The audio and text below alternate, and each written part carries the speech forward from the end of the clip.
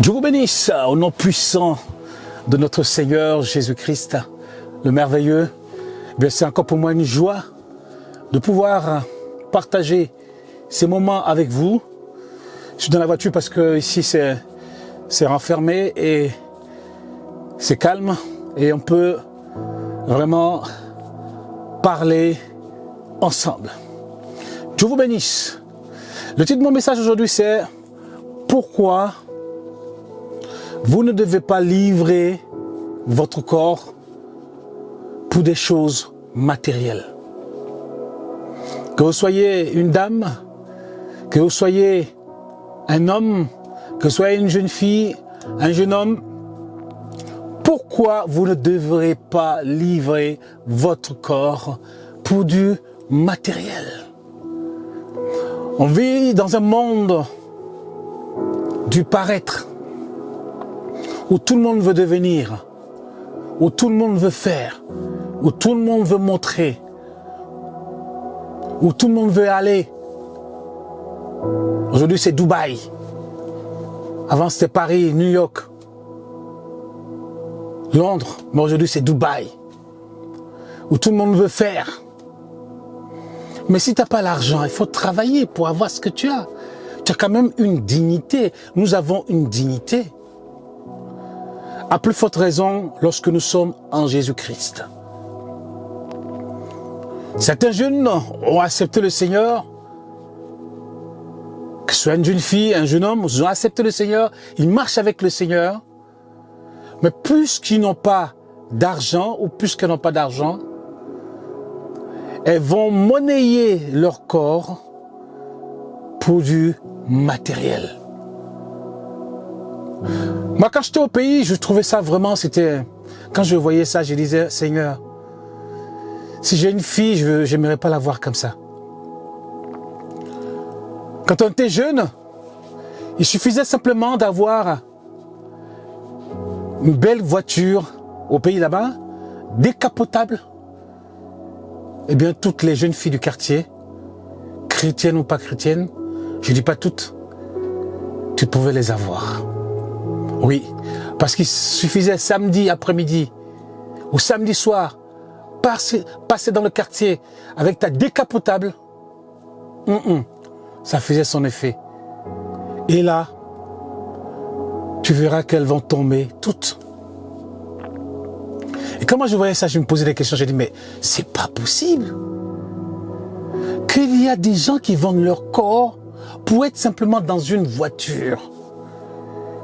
Pour être assise dans une voiture, être avec un gars, pour montrer aux autres que mon copain a une voiture.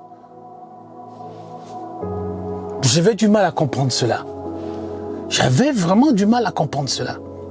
Vendre son corps, monnayer son corps, pour qu'on puisse te voir avec quelqu'un dans une voiture.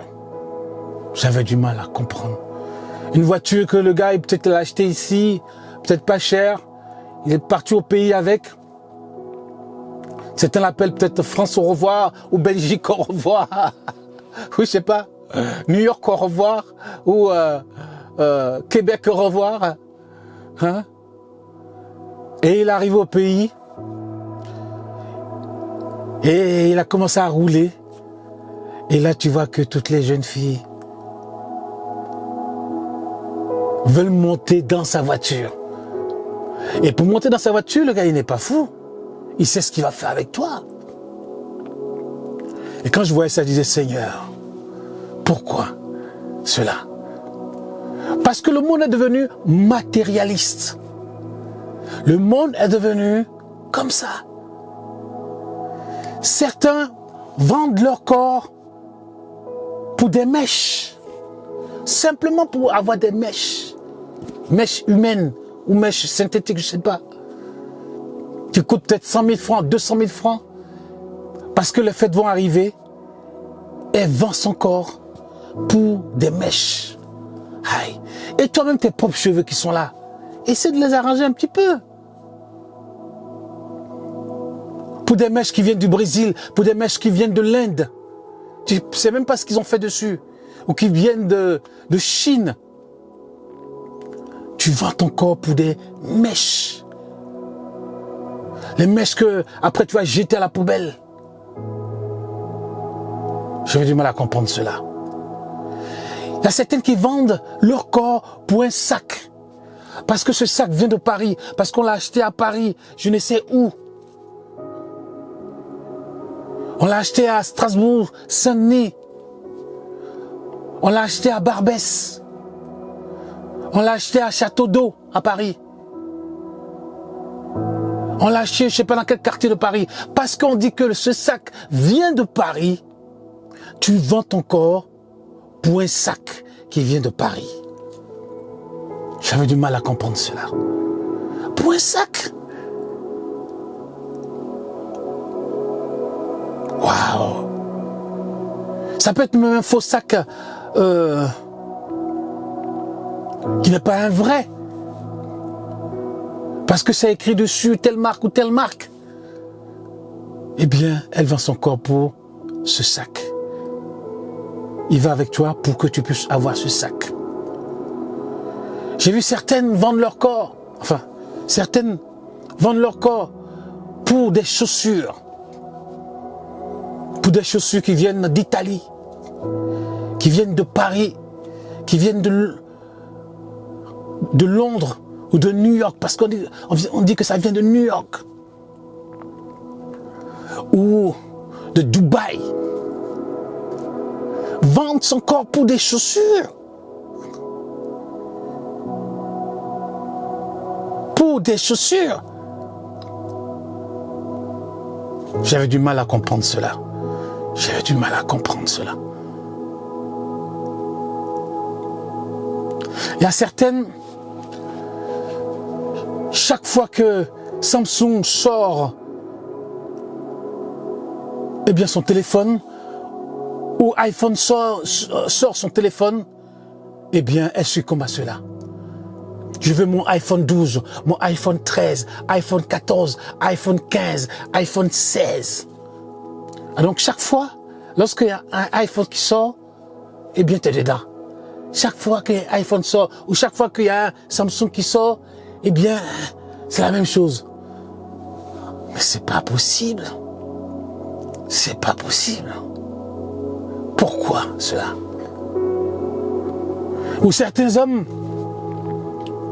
parce qu'ils n'ont pas d'argent, eh bien ils vont viser des femmes qui ont de l'argent, qui sont directrices d'entreprise, qui sont peut-être médecins, mais qui sont peut-être un peu âgées en âge, qui sont un peu avancées en âge, je dirais. Ils vont viser ces dames-là. Les chrétiens là à l'église, mais puisqu'ils n'ont pas d'argent, ils vont aller tourner autour de ces dames-là. Et ils deviennent un peu, en parenthèse, un peu des gigolos de ces dames-là. Pour avoir de l'argent. Vendre son corps pour avoir de l'argent. Parce que les fêtes vont arriver. Parce que Pâques va arriver. Parce que Noël va arriver. Parce que le Nouvel An va arriver. Parce que Saint-Valentin va arriver. Parce que telle fête va arriver. Vendre son corps pour le matériel. J'avais du mal à comprendre cela. Alors que la Bible nous dit que nous sommes le temple du Saint-Esprit. Oh my God. We are the temple of Holy Spirit. Nous sommes le temple du Saint-Esprit. Dieu est venu habiter en nous. Par son esprit. Il est venu demeurer en nous par son esprit. N'est-ce pas merveilleux? Nous sommes devenus la maison de Dieu. Et nous adorons Dieu en esprit et en vérité. N'est-ce pas merveilleux? Et comment irais-je m'amuser avec ce corps que Dieu m'a donné? Elle me dit que ne savez-vous pas que votre corps ne vous appartient pas? Ce corps appartient au Seigneur. Ce corps ne vous appartient plus. Vous êtes né par grâce, par le moyen de la foi en Jésus-Christ. Et votre corps ne vous appartient plus. Votre corps appartient à Jésus-Christ.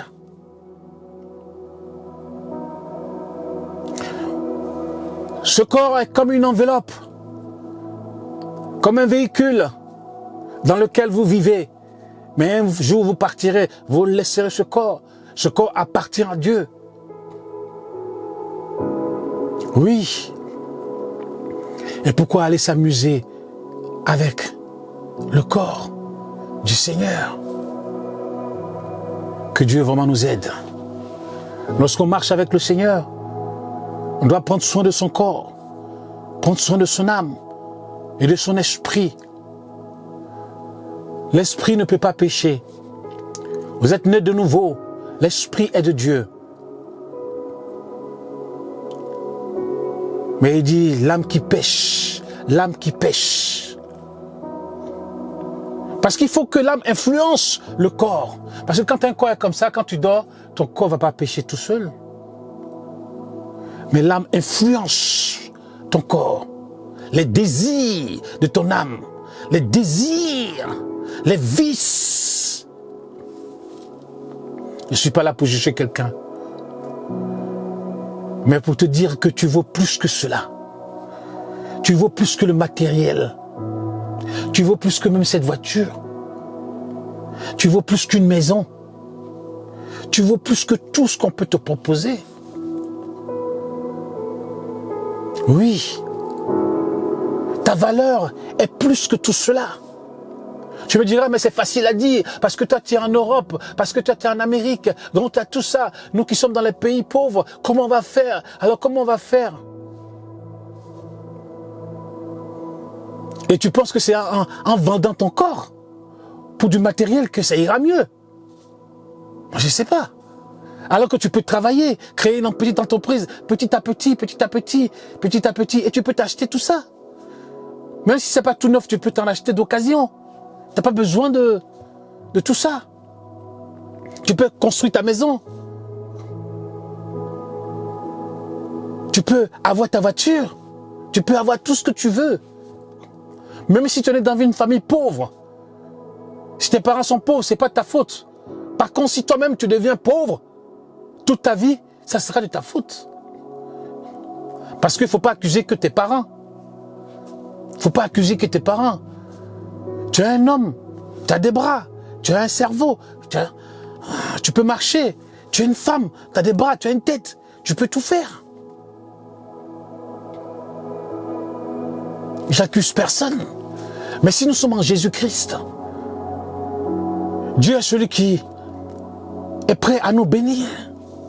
Si nous faisons quelque chose, il y a tellement de choses à vendre, tellement de choses à vendre,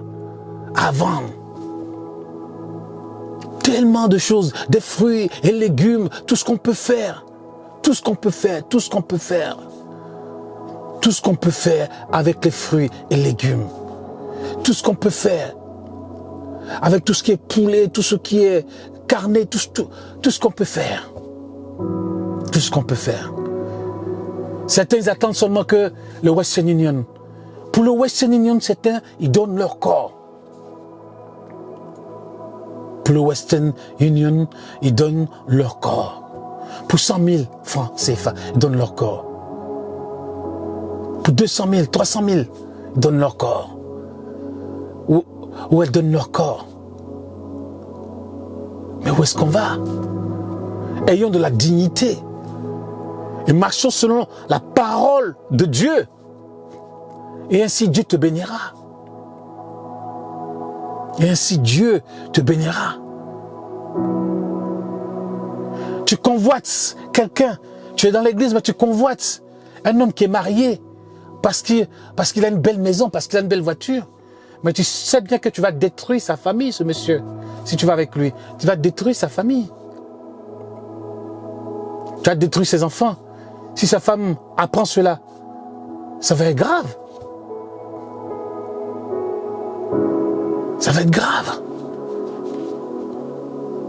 Nous devons apprendre à marcher par la foi en Jésus-Christ. Le Seigneur n'est-il pas capable de te bénir au-delà de ce que tu peux penser et imaginer? Ta foi n'est pas en Dieu. Ta foi est dans les hommes. Notre foi est en Jésus-Christ. Notre foi est dans le Seigneur. Nous marchons par la foi et non par la vue. Et le Seigneur est bon, il est merveilleux. Il peut pourvoir à tous nos besoins. Il dit, cherchez premièrement le royaume de Dieu et sa justice. Et toutes ces choses vous seront données par-dessus tout. Vous seront données. Dieu dit, il va donner. Mais la seule chose que Dieu veut, c'est que nous puissions marcher par la foi, marcher selon sa parole. Dieu ne demande pas autre chose. Marcher dans l'obéissance, dans la soumission à sa parole. C'est tout ce que Dieu demande. Vendre son corps à cause des mèches, vendre son corps à cause d'un sac, vendre son corps à cause d'une chaussure, vendre son corps à cause d'un téléphone, vendre son corps à cause d'un Western Union, vendre son corps parce que pour l'argent, vendre son corps. Il faut que ça change. Un enfant de Dieu doit être un modèle. Au milieu des païens. Peut-être la personne avec qui tu vas, il n'est même pas converti. Et il sait peut-être que tu es chrétien ou que tu es chrétienne. Comment veux-tu qu'il vienne à Jésus-Christ s'il sait que tu fais ces choses alors que tu vas à l'église?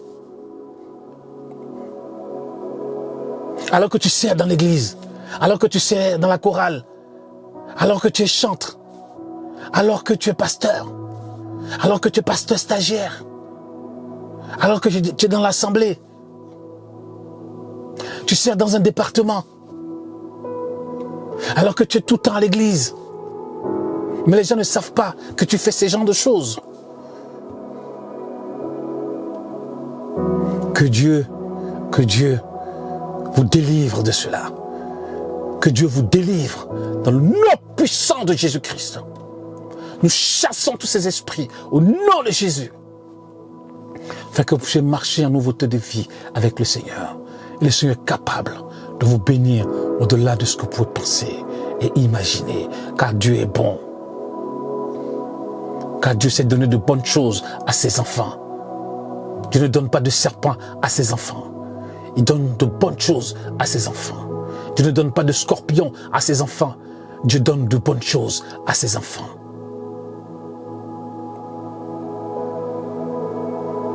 Une bénédiction qui est suivie d'aucun chagrin. Oui, Dieu est merveilleux et Dieu est bon. Il n'a pas changé. Il est le même hier, aujourd'hui et éternellement. Le fidèle, la Bible dit, le fidèle et le véritable, le tout-puissant. Et nous voulons le bénir, nous voulons le remercier. Oui, Dieu n'a pas changé. Il demeure le même. Et son esprit habite en nous. Que Dieu vous bénisse. Et que Dieu vous garde. Je ne suis pas venu ici pour vous juger. Je sais que vous pouvez passer par les difficultés. Je sais que vous pouvez passer par la maladie, passer par ceci ou cela. Mais sachez que si vous criez à l'Éternel, Dieu est fidèle et bon pour répondre à vos prières. Que Dieu vous bénisse dans le nom puissant de Jésus, notre Sauveur. Amen. And amen. God bless you.